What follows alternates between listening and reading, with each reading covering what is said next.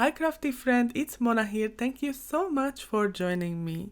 In this video I will show you an easy fake watercoloring technique with stencils. So if you think you don't have watercoloring skills but you like that look, this video is for you. As always, the used supplies are linked to the stores in the video description below.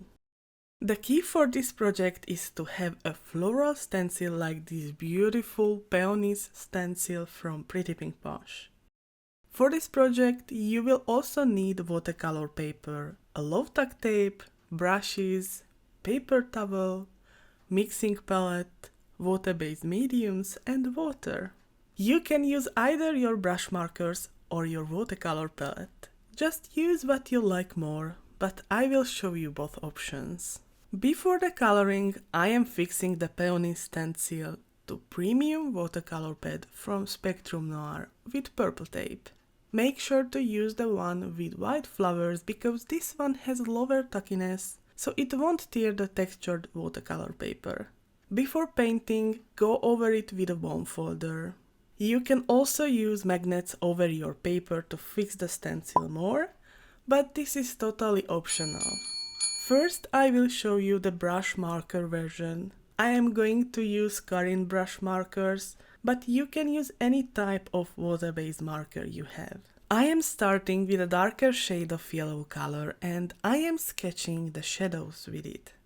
As you can see, I am using the stencil as a guide. Once my shadows are done, I am continuing with a bit lighter but very saturated yellow color and doing exactly the same process, blending a bit with the previous shade and building up the coloring. Next, I am switching to my lightest yellow color and blending the colors together with clear water and with a small brush. I am adding more flicks and dots where it's needed, then blending away with my brush again.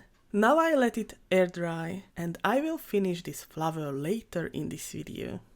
Now let's create one flower with classic half pans.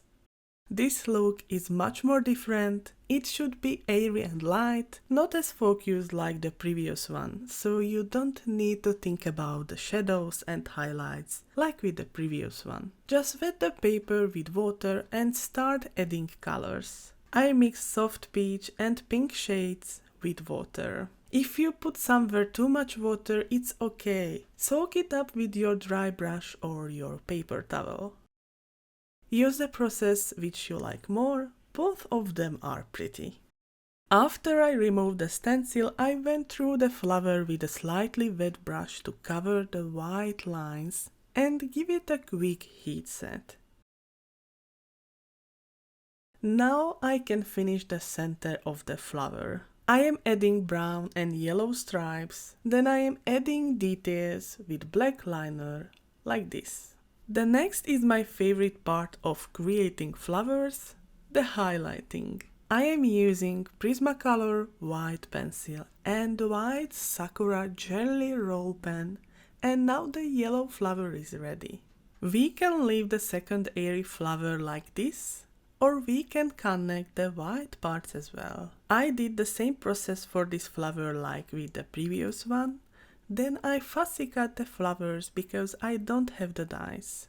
Don't worry, coordinating dies are available for this product. Both of them are linked in the description box below. The flowers are done, so now it's time to create a background. I picked a light turquoise cardstock in size 5.5 by 4.25 inches. I have used Peacock Feathers Distress Oxide ink and blended the edges of the card front from outside to inside. Next I stamped the "You Are Amazing" and the "Missing You So Much" sentiments with watermark ink from the Everyday Greeting stamp set.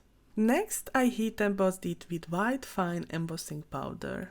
When it was done, I splattered on it with white and blue watercolors and let them air dry. Because I wanted to break the background, I decided to create a white die cut with the scalloped frames dies. I added the flowers to the frames with liquid adhesive, then I added the floral frame to the card with 3D foam squares.